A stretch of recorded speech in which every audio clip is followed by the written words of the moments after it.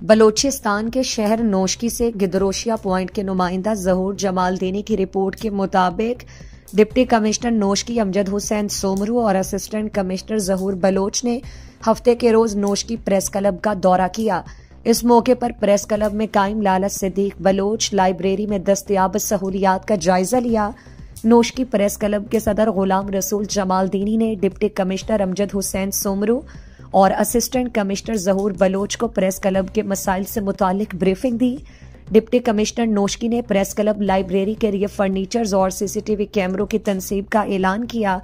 इस मौके पर प्रेस क्लब के नायब सदर जहूर Jamaldini, general secretary Malik Adeel Mengal, finance secretary Manzoor Baloch, PS2 DC Najeeb Mengal, सहाफ़ी अब्दुल कादिर बादीनी, दाऊद मेंगल, सलाहुद्दीन बलोच, फहद खालिद बलोच और दीगर मौजूद थे।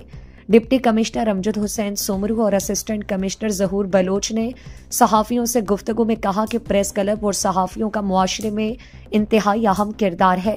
प्रेस क्लब सहाफ़ियों के लिए एक ऐसा प्लेटफॉर्म फराहम करता है जहां वो अपनी आज़ादी इज़हार को महफूज तरीके से बरूए कार लाते हैं और मालूमात की शफाफियत को फ़रोग़ देते हैं।